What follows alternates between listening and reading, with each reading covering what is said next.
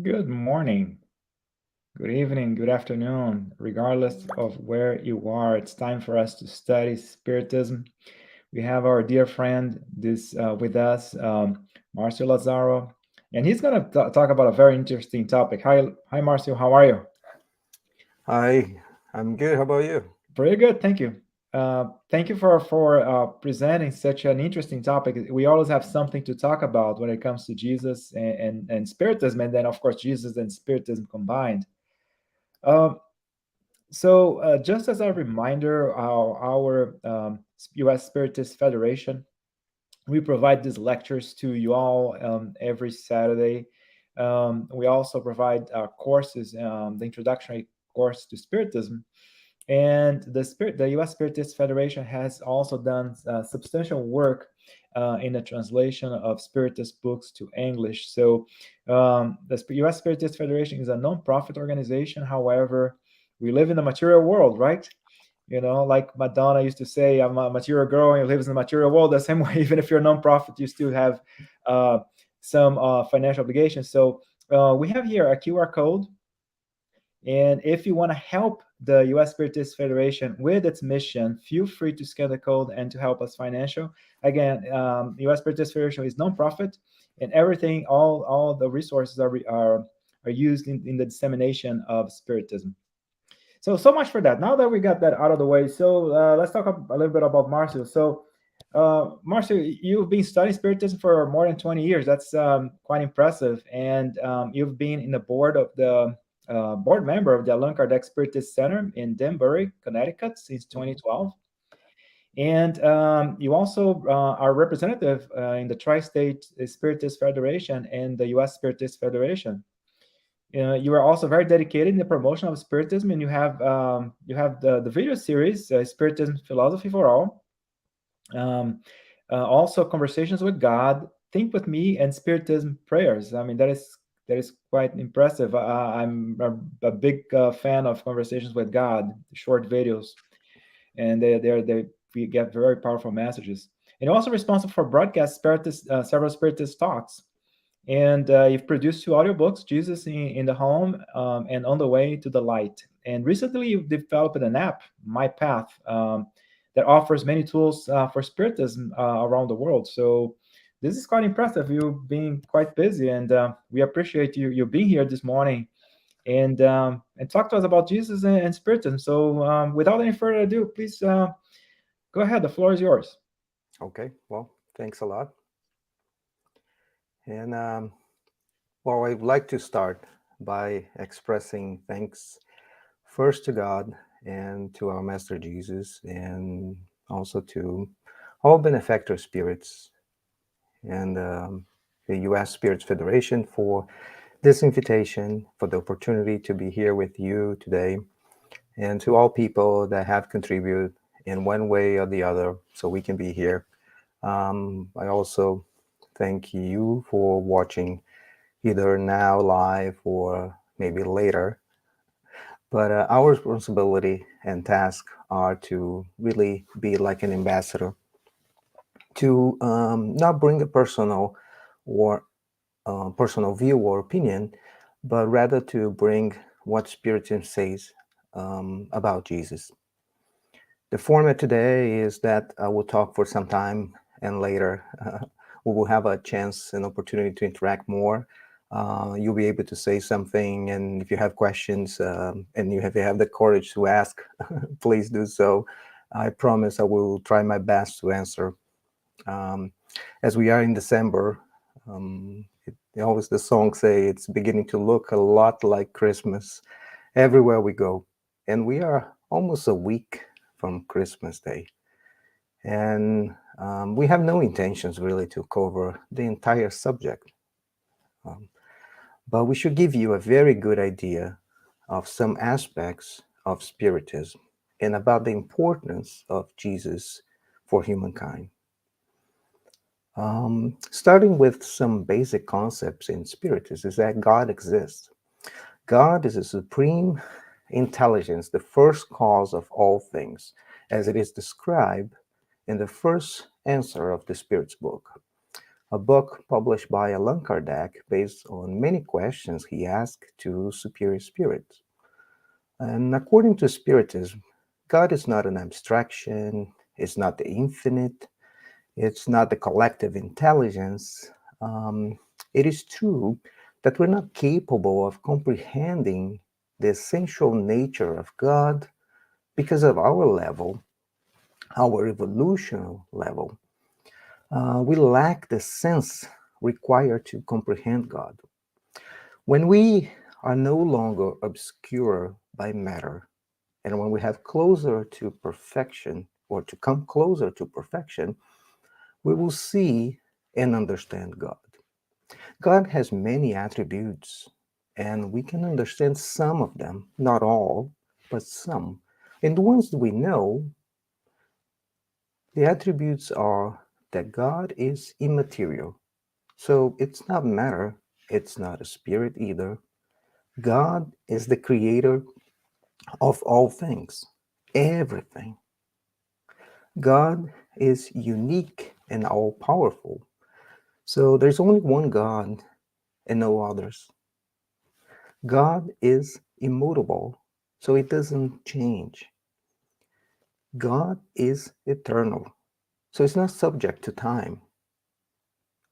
And God is infinite good and just. So all these attributes, as we know, and the spirit, the high spirits, will tell us that the universe, the whole universe, is God's creation.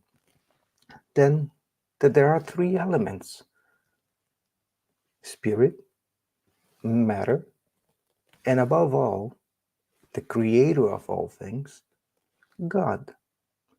So the spirit is the intelligent principle of the universe.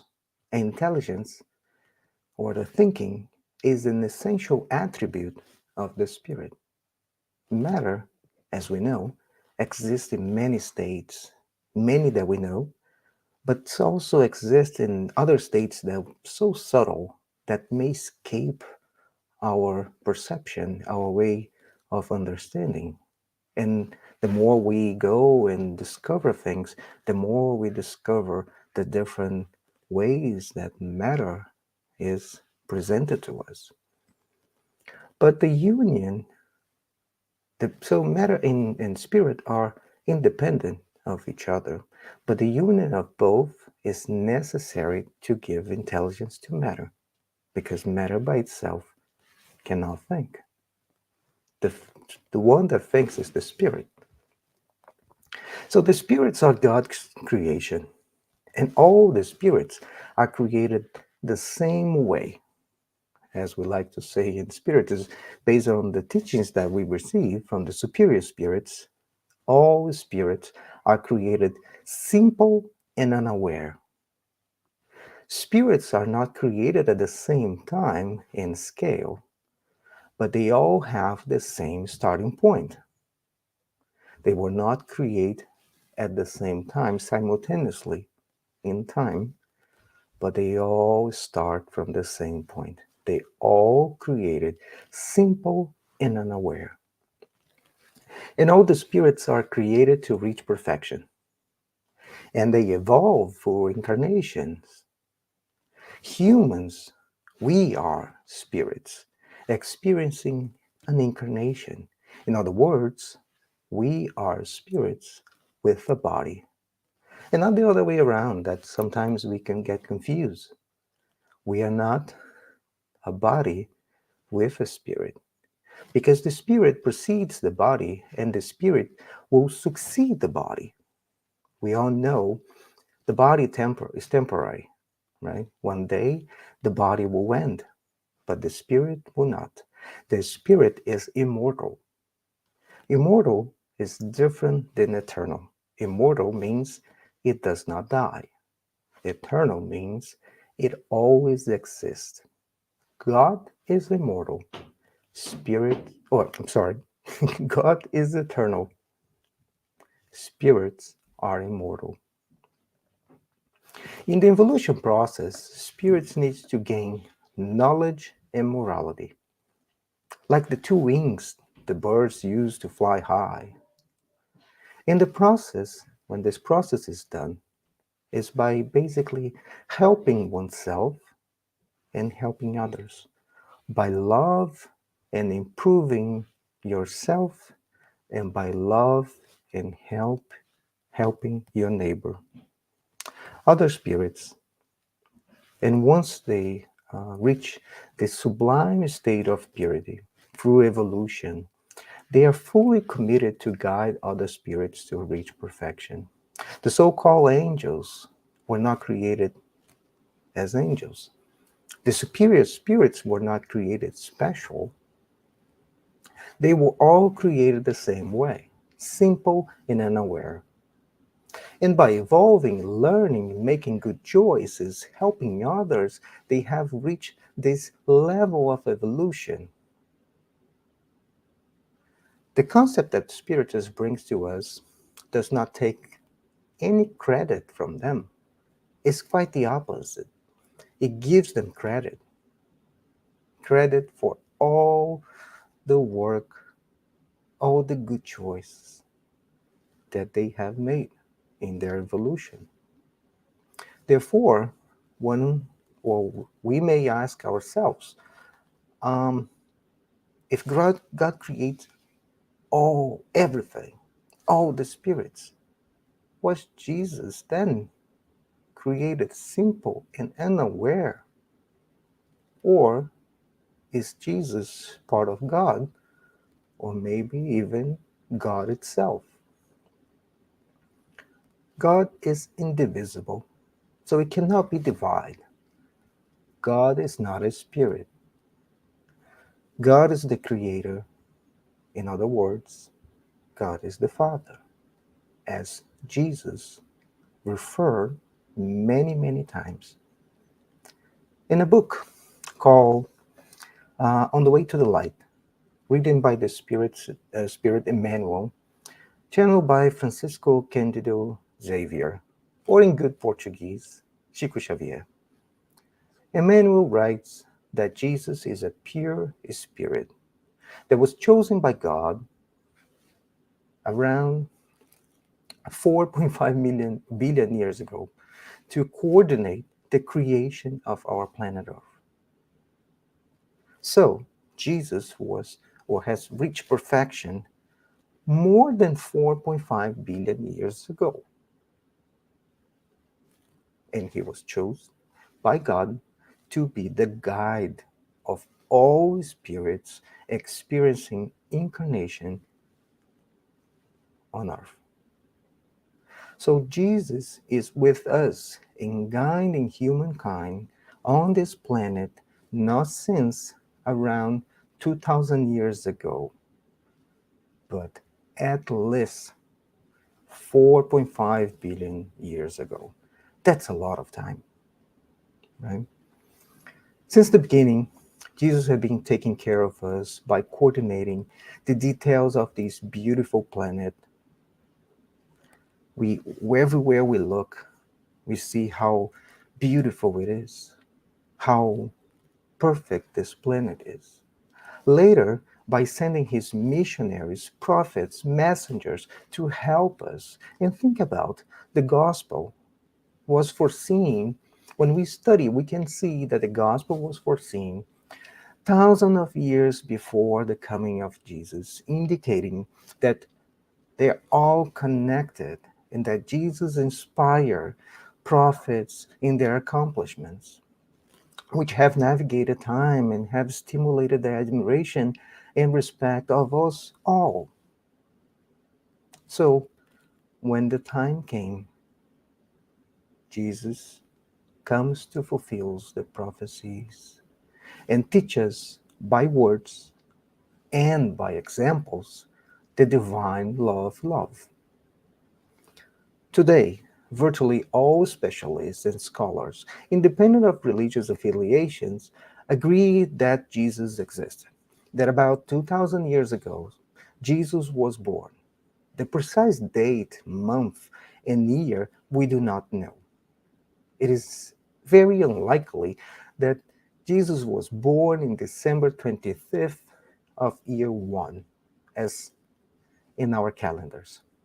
Jesus was born around 4 to 6 years before year one. And that is correct. Jesus was born before Christ in our calendars. And how do we know? Well, Herod the Great, king of Judea, died in the year -4. And this is documented. So we know that according to the history in Matthew, Herod once learned about that the king of Jews was born, ordered all the boys below the age of 2 to be killed. Joseph and Mary, with baby Jesus, escaped to Egypt.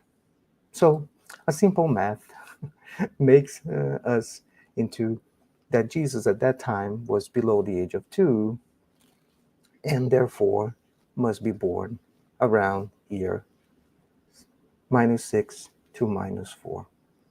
And when Jesus was with Mary, when Joseph and Mary were going to Bethlehem because of the census, when Jesus was about to be born, that was the reason why they were traveling is because the Romans ordered the census. And although Romans were not super good to people that they control, it would be very unlikely that the census will be ordered in the winter months. Also, Luke described that when Jesus was born, shepherds were watching their animals. So again, unlikely that this was in the winter months. But does it change anything? Does it really matter? Not at all. The spirits tell us that this time of the year is so special because people all around the globe are thinking about Jesus and the Christmas and the surrounding everything is different. The high spirits have easier access to inspire us to do better. We make it easier for all of us because the way we are thinking.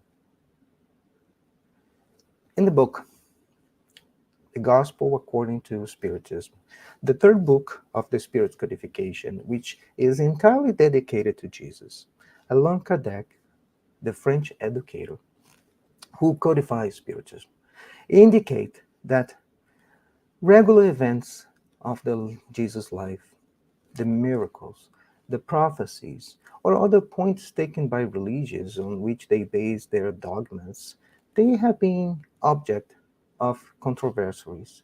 However, Jesus' moral teachings, the divine code that even people with no beliefs agree and recognize as sublime. This is the common ground where all people can be united and flag under which we may gather, whatever creed we may be, because it has never been a matter of dispute. Again, Jesus taught us by words and by examples the divine law of love. One day, on the mountainside, Jesus began to teach, saying the Beatitudes, or the Beatitudes, the most sublime teachings which provides consolation and hope to all humankind. He said, "Blessed are the poor in spirit, for theirs is the kingdom of heaven.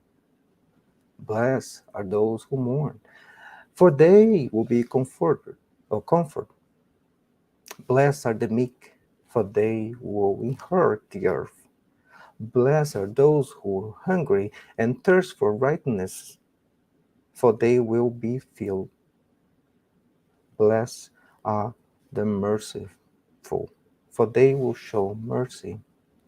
Blessed are the pure in heart, for they will see God.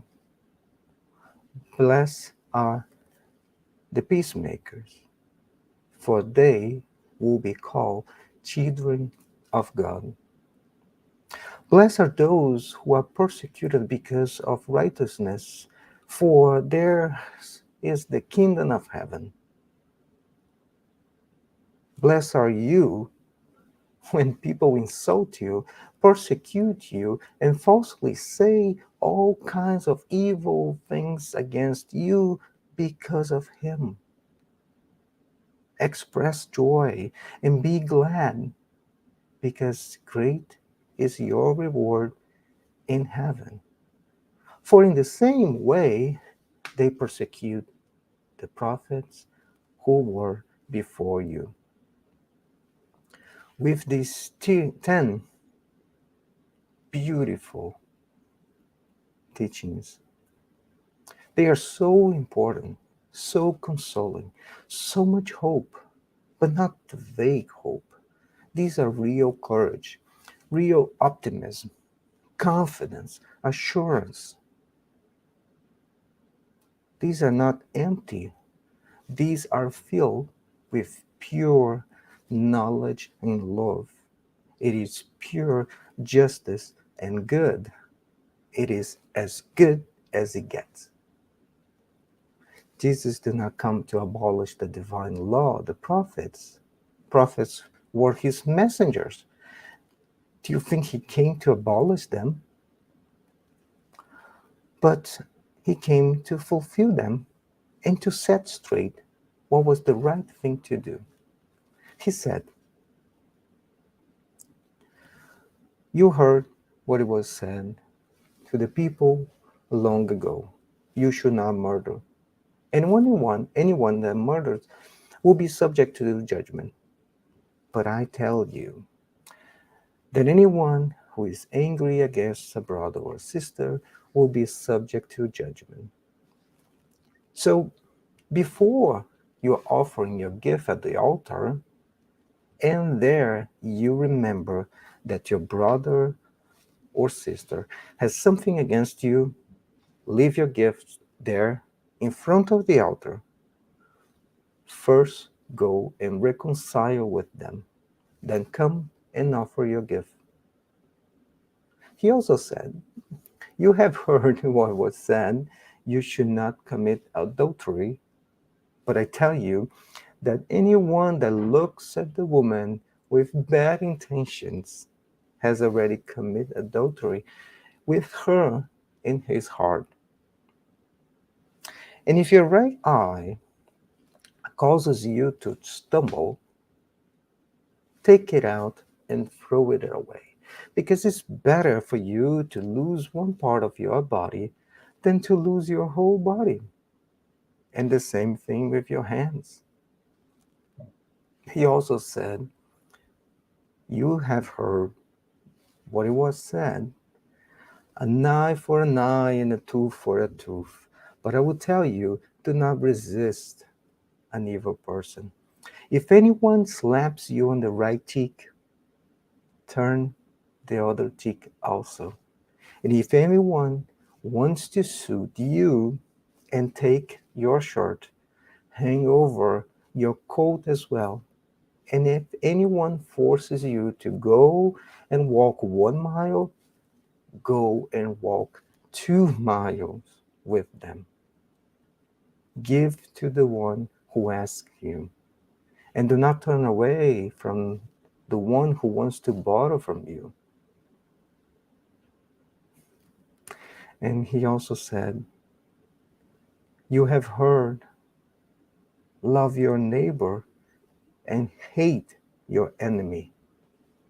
But I tell you, love your enemies and pray for those who persecute you, that you may be children of a Father who is in heaven.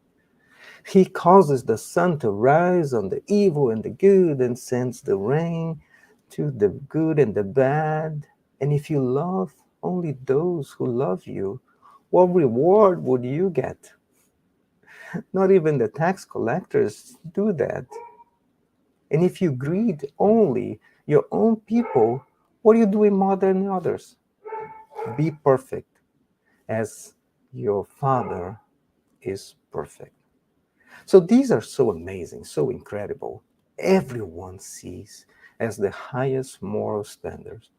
But someone could say, yes, it is highest moral teachings ever taught, and yes, but these are words. It is easy to say, yes, it is easy to say. It can be even simple to memorize, but hard to put in practice. But Jesus did not just teach us by words, he taught us by words and examples. And this is crucial. The Pharisees brought a woman who had been caught in adultery and put her in front of the crowd to Jesus and said, Teacher, this woman was caught in adultery. In the law, Moses commands us to stone such a woman to death. What do you say? They said this to test him so they could use something to charge against him later on. But Jesus then bent down and began to write on the ground with his finger, but they insist and persist in questioning him. So then he stood up and asked the question, let the person among you who is without sin be the first one to cast a stone at her. When they heard this, they went away one by one, beginning with the oldest one. And he was left alone with the woman standing there. Then he asked her, my dear, where are those who accuse you? Hasn't anyone condemned you? She replied, no one, Master. And Jesus then told her, I don't condemn you either. Go, and from now on, sin no more. So Jesus did not approve what she was doing. Not at all. By the way, the law of Moses said that the man and the woman caught in adultery should be stoned to death. But for some reason, there was only the woman that was brought before him. He did not approve the act. He did not say, go, it's all fine, it's okay. No, he said, go and sin no more. He also did not condemn those who put her, or put the woman, before him. He did not say anything to send them away in a bad way. He asked a question to their conscience. Let the person among you who is without a sin be the first to cast a stone. When Jesus was arrested, Peter reached for his sword to protect his beloved master. He drew his sword and struck one of the servants of the highest priest, cutting his ear, defending Jesus. Jesus turned to Peter and said, put your sword back in its place. For all those who draw the sword will die by the sword. Don't you think I cannot call my Father, and he will put at my disposal more than 12 legions of angels? He knew that it would happen to him. He even said it was happening that way to fulfill the prophecies. But Jesus did not want that kind of revolution based on blood. When Jesus was being crucified, after being betrayed, left alone, punished for no reason whatsoever, and under excruciating pain, he said, Father, forgive them, for they do not know what they are doing. Of course, Jesus also did many other things. And as John wrote on his last words, and we suppose if every one of these things that Jesus did were written down, the world could not contain all the books that would be written. In the world of such a polarization like today, like it was when Jesus was walking among us, Jesus would disappoint many, as he did at that time. Some expect him to condemn all sinners. Some others wanted him to lead a revolution and take back their land and expel all intruders, outsiders by force. He does all this. He condemns the sin, but not the sinner. He leads a revolution and expel all bad things that are inside us. The issue is not what comes in, but it is what goes out, because the mouth speaks what the heart is full of. Those who are well have no need of a physician. Those who are sick are the one that need a physician. Jesus did not came to call the righteous, but sinners. And as it was at that time, and it might be today, that many might be disappointed with him.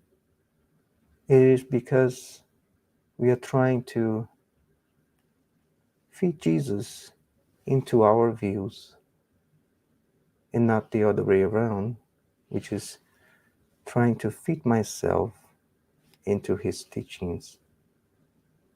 So, who is Jesus in Spiritism? What is Jesus important? The answer is very easy to remember. Jesus is the most perfect type that God has offered to us to be our guide and model. The most perfect one. This is in the question number 625. The comments of this question in the Spirit's book. Jesus is so elevated, so pure, so sublime, so perfect, so connected, and so in tune with God. Jesus is the realization of the highest moral perfection that we may achieve on earth. God offers Jesus as the most perfect model, and what he thought is the purest expression of the divine law, because he was animated by the divine spirit and was the purest being that ever walked the face of earth. This is why, for people that are not spiritists, people from other beliefs, Jesus is taken as God itself. Is there an issue with that? No, it is fine. This is not what will divide us. This is not what can set us apart.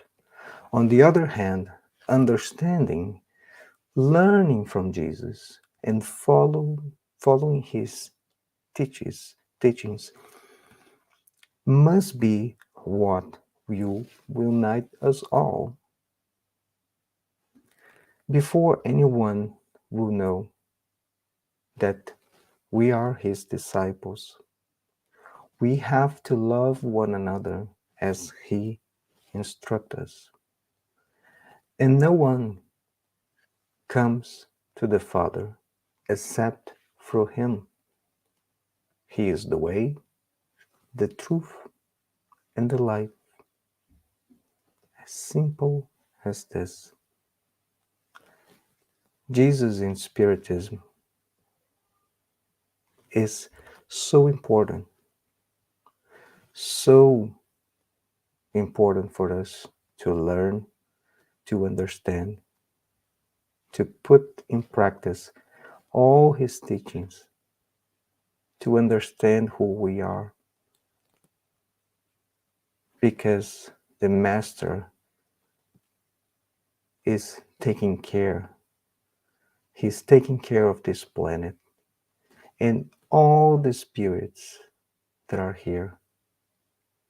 And as he said, no one go to the Father except through him. I hope that today I was able to cover some aspects of Jesus' life, giving him the importance as we are approaching Christmas, when we all remember when he was born. But more important than the date, it is that we remember that he was born, that he taught us the lessons, the examples, and everything he taught us. It is everything we need to be happy, to evolve. We need to follow his footsteps.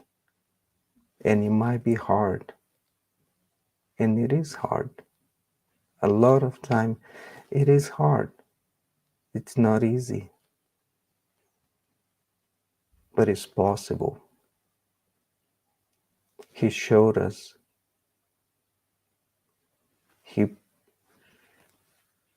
His whole life was guiding us, teaching us what to do. So I will stop here, and we will have a chance to interact a little bit more. And we may even, if we have some questions, we may even discuss and talk a little bit about Jesus and Spiritism, because otherwise it gets too excited. Yeah, well, we should be getting excited. I mean, this is a special time, and I like the way that you focused. You started focusing on the attributes of God. I really like that way you started your talk, and then you mentioned several aspects of Jesus' mission. So quite interesting points. Yeah, we do have a few questions here. So Okay. for some people, especially those that are new to Spiritism and come from other Christian religions, the concept of Jesus being like us and not God is difficult to accept. How Spiritism can help them get more comfortable with this idea? Basically, with the idea that, hey, Jesus is not God, that he's a spirit, like you mentioned, that evolved and reached that level. Yep. So, well, I think it's a as I said at some point, when we understand that all spirits were created simple and unaware, and if they have reached perfection, they weren't created like that.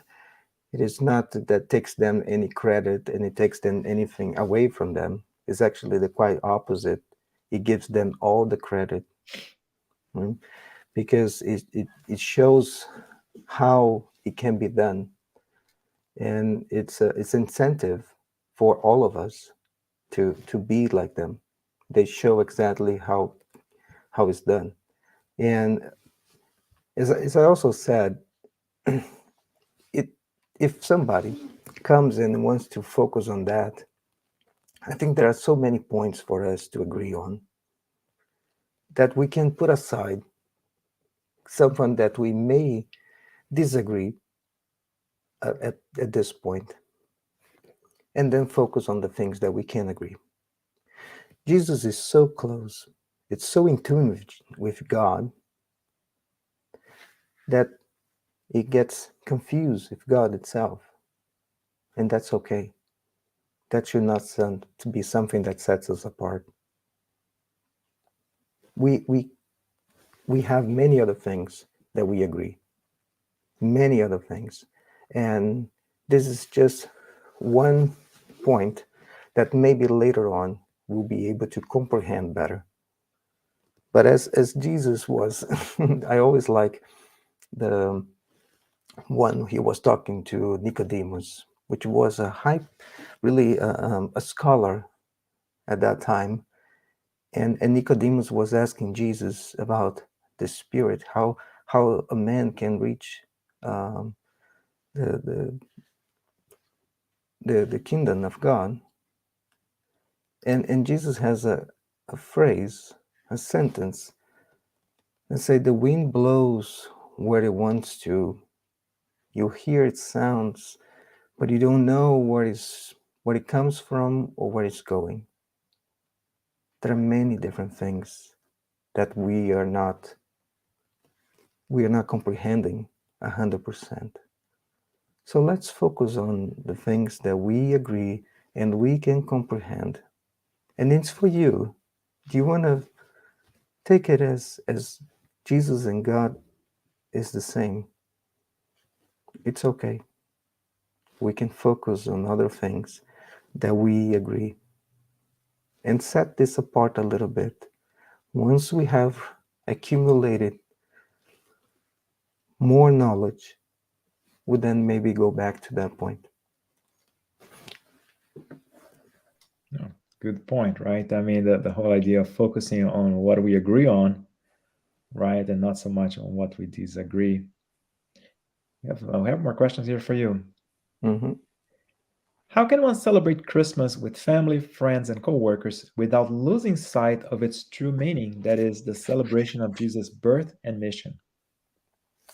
Yeah, well, some other let's say philosophies or religions, they also celebrate some other important dates, and this might be your situation that you go in one place, and a lot of in professional setup, people trying to not bring too much of a religious subject into the conversation. So you will see that for some people they may say Merry Christmas, for some other ones they may say Happy Holidays. Hmm?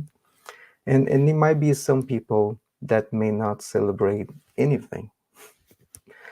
But the spirit is the same.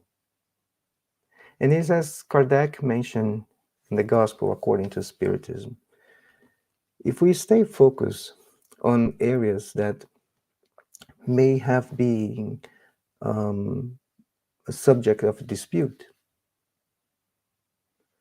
we will always be in that scenario. But if we stay focused on the moral teachings, then that there is no dispute, there is no questions. If one wants to celebrate with co-work, with friends, and without losing really the sight that for me, for you, we are celebrating Jesus' birth.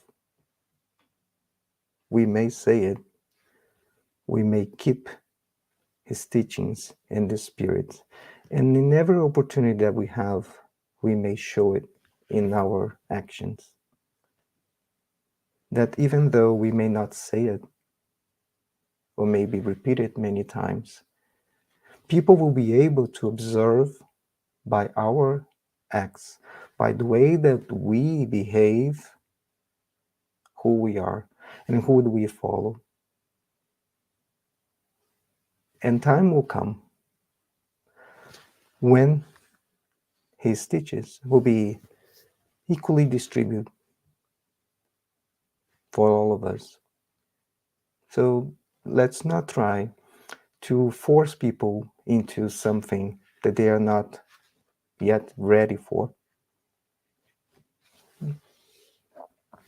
Yeah, it is interesting, right? You mentioned the whole idea of people saying Merry Christmas, Happy Holidays, right? And Mm. actually, what truly matters is the spirit, and like you mentioned, whatever labels we have, what matters is actually is our actions, right? You can be from different religions with different beliefs and still be very Christian, meaning a true follower of Jesus. Yeah, and one thing I would like to mention is that at the same time, we shouldn't go the other extreme, right? And start missing and losing all the reference to Jesus. So it's not that we're gonna make it everything into is it just a celebration, it's a human kind celebration. No, we need to remember. And if we believe, if we know, and if we have Jesus as the most important one for our lives, we must know this and keep Christmas for celebrating that Jesus was born. So we may not force others to do what we want them to do or what we want for ourselves. But this should be clear to others who we are and who do we follow. Very good. Thank you. Thank you for that explanation.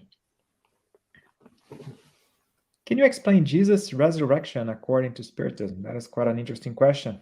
Yeah, that can be a whole talk by itself, right? The whole concept of resurrection, as originally, it was it's like a body coming back, right?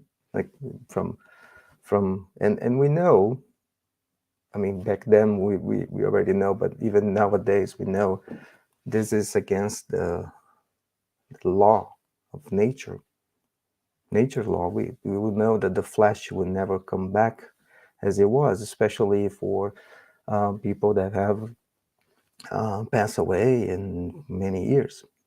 And the point for Jesus, if he would come back in resurrection as it was, as this concept is, that he would come back as flesh, right? His body as it was before, he would have to go someplace because his body was made of matter. And matter has to be organized and it has to go somewhere. In other words, if we then in Spiritism understand, as the spirits teach us, that what he saw that was not his physical fleshly body, everything makes sense. And we do not have to be then thinking about where did he go, how his body, his fleshly body, he was the fleshly body that he had, it was um, made for this planet. Now he sent it to heaven, and what it is. So we start creating, and we get very creative with a lot of theories and reasons to explain something based on the concept of this pure resurrection, because we are thinking, we are limited by thinking that when there is a resurrection, it was his fleshly body that really came back. And we know that this will be against a divine law. And why not? and it makes total sense that he doesn't need matter, not as we know his body. So if tomorrow um, some people find the remainings of his body, religions that take that as a dogma will have a hard time explaining, dealing with that. For Spiritism, nothing will change. Because again, we understand that resurrection wasn't his fleshly body. And again, we also take as the most important point, it's not the resurrection per se or his ascended to heaven, but everything that he taught us. And And interesting also the message, right? The true, I mean, regardless of how different doctrines or religions try to explain it, but the message that we live on, right? He gave us proof that the spirit lives on. That's Yeah. so. One last question for you. Hmm. In a world with so much divisiveness, how can one foster unification while remaining faithful to one's ideas, beliefs, and values? Yeah, I think the answer, and it's not I'm trying to go around it, but I think the answer is right on the question. It's remain faithful to one's ideals, beliefs, and values. Because if we stay that, we will also be understanding.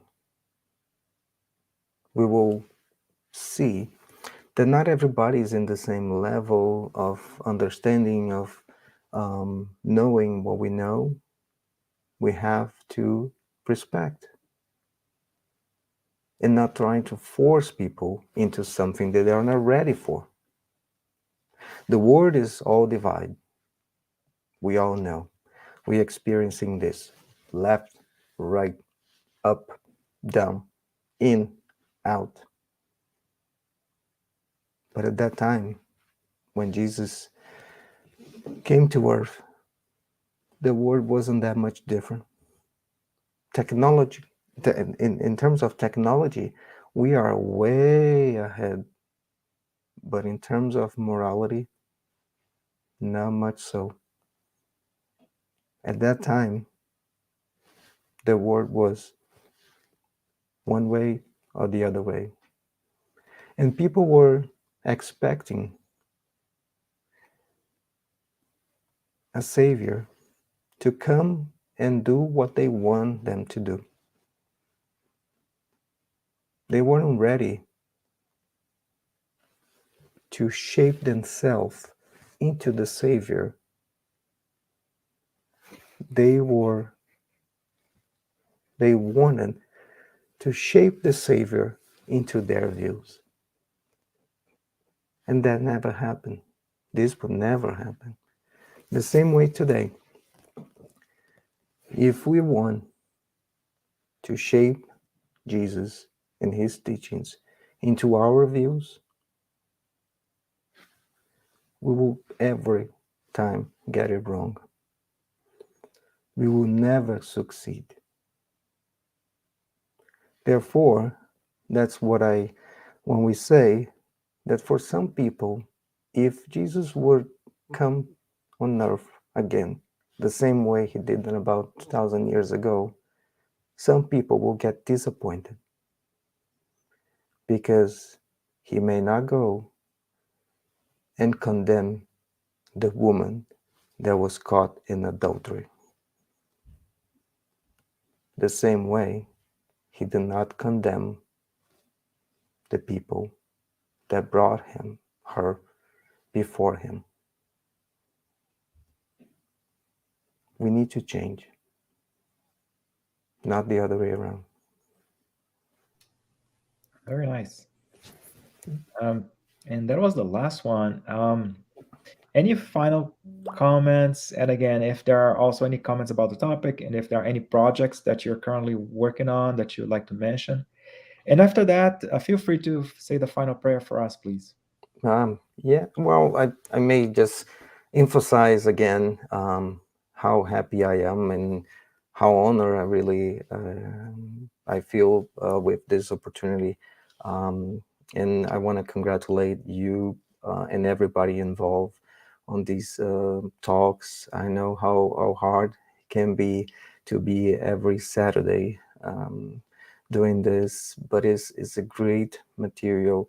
It is a great opportunity to be broadcasting this, but also that this is available for many people.